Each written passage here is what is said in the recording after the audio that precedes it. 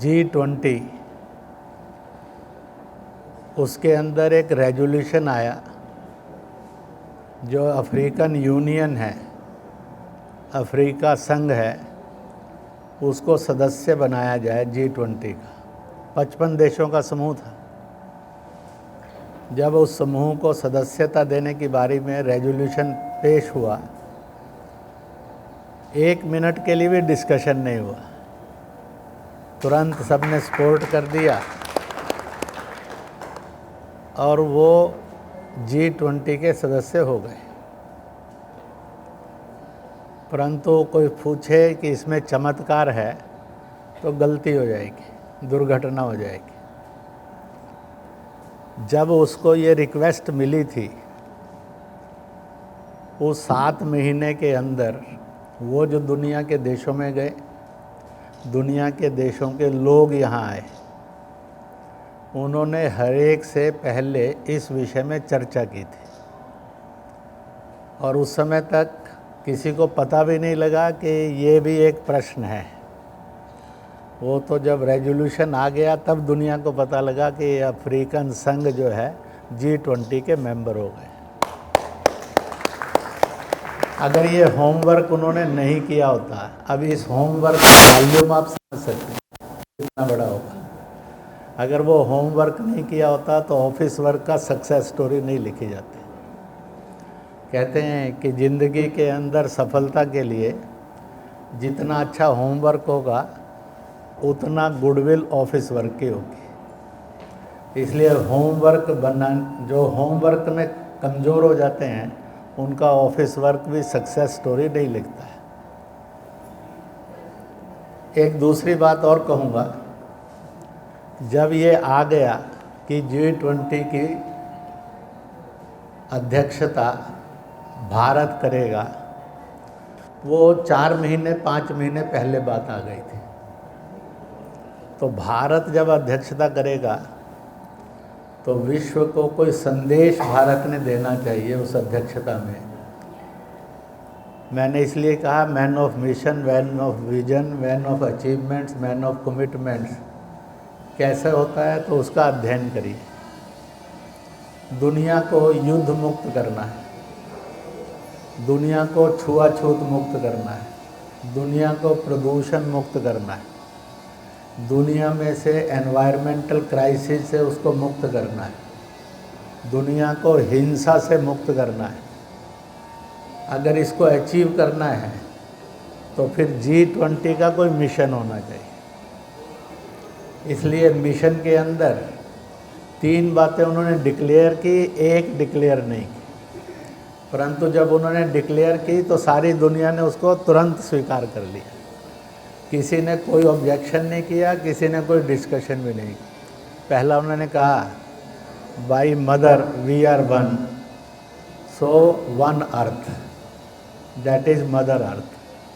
Second, when the mother is one, undeclared उन्होंने दूसरी बात रखी। अगर आप उस समय के सब्जेक्ट में जाएंगे, we have a common father that is an ऊपर वाला।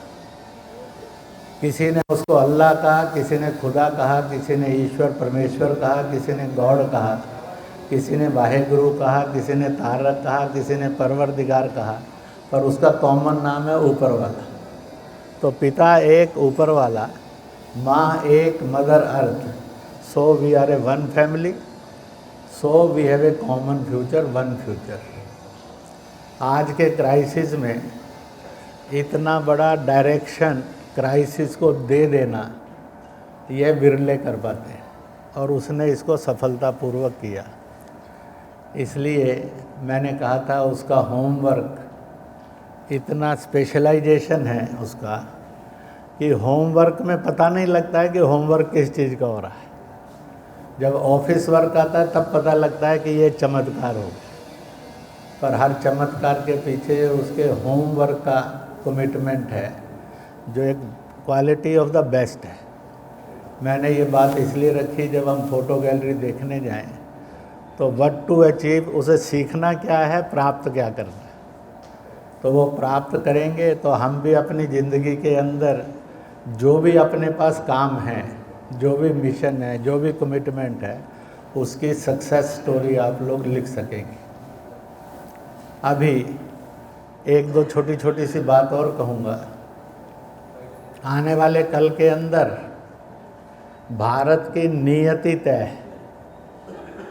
जब 1947 में भारत का विभाजन हुआ था, दुनिया के बड़े बड़े स्कॉलर्स ने और भारत के स्कॉलर्स ने कहा था, भारत की नियति विभाजन में नहीं है, भारत की नियति उसकी अखंडता में। द डे विल कम, आज विभाजित हुआ है तो कल ये फिर से अखंड भी होगा। इस बात को समझना हो तो मैं एक छोटी सी बात कहा करता हूँ। उस समय बापू जब ब्रिटिश हुकूमत से टॉक्स हो रही थी, अगर वो जिन्ना और पंडित नेहरू को ना चुनते वार्ता के लिए, उसकी बजाय सरदार पटेल को, बाबा साहब अम्बेडकर को, महर्षि अरविंद को, डॉक्टर श्यामा प्रसाद मुखर्जी, इनको चुन लेते कांग्रेस में से, तो मुझे लगता है कि भारत का दर्दनाक विभाजन नहीं होता। पर लिखा था भारत की कुंडली के अंदर ये अभिशाप हमें भुगतना है।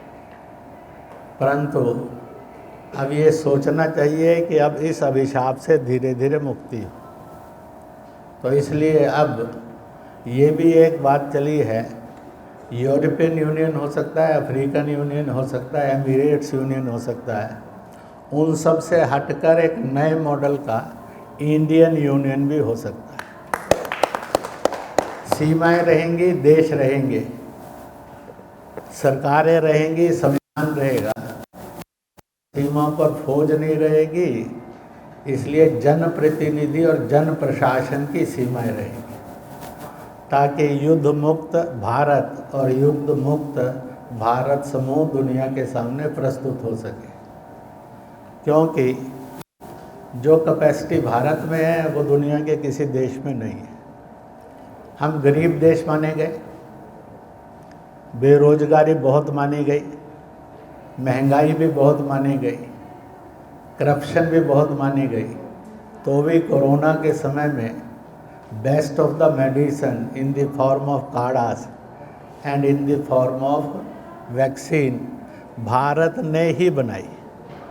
इसलिए भारत पर के भारतीय पर, इंडिया के इंडियन पर, हिंदुस्तान के हिंदुस्तानी पर, हिंद के हिंदू पर अविश्वास करना ये बहुत बड़ा पाप और अपराध है। और हमने भारत को ही नहीं, विश्व को मुफ्त दी ये दवाइयाँ। और नहीं तो चाइना का ये कोरोना 80 लाख को मारकर निपट गया, नहीं तो 80 करोड़ तक मारे जाते हैं। इस भारत को कभी भूलना नहीं चाहिए। At the time of crisis over the मानवता पर और मानव पर जब संकट था घोर, त्राही त्राही मची थी, तो सब दुनिया के विकसित देश फेल हो गए। जिसको कल विकसित होना है केवल वही था जिसने मानव जाति का रक्षण किया। इस स्वाभिमान को भारत का प्रधानमंत्री हमेशा अपने जीवन में जीता है। उसी के कारण वह अपनी सफलता का मापदंड लिखता है। मुझे ये लगता है कि इस फोटो गैलरी में से फ़ोटो तो हर एक के पास हजारों लाखों होंगी, पर उसमें से क्या सीखना और क्या पाना, इसका विज़न बन जाए तो एवरी इवेंट्स गिव्स अस ए लेसन, गिव्स अस ए बूस्ट। इसलिए हमें हर इवेंट ताकत देता है टू अचीव। मैं आज के इस कार्यक्रम के समय में भगवान से यही प्रार्थना करूंगा कि भारत जो इतनी जातियों का, मजहबों का, भाषाओं का और सभ्यताओं का देश बना हुआ है, इसके अंदर इस मैसेज को सब दूर फैलाएं। अपने अपने मजहब पर, जात पर स्वाभिमान करो और चलो। दूसरे के मजहब और जात का मजाक नहीं करो, अपमान नहीं करो। जो ये करता है वह अमानवीय है, असंवैधानिक है, अलोकतांत्रिक है। उसके लिए किसी के पास क्षमा नहीं होनी चाहिए, सुधार होना चाहिए। इसलिए दूसरे की जाति का, भाषा का और पंथ का मजाक करना, अपमान करना, दोष देना, यह अलोकतांत्रिक है, असंवैधानिक है, अमानवीय है।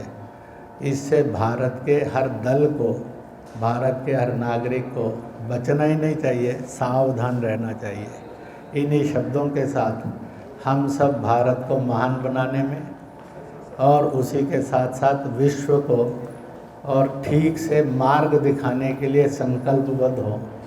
इसलिए इस फोटो गैलरी के समापन कार्यक्रम में मैं यही कहूँगा, आओ सब मिलकर भारत को बनाएंगे और विश्व को भी रास्ता दिखाएंगे। जय भारत, जय जगत।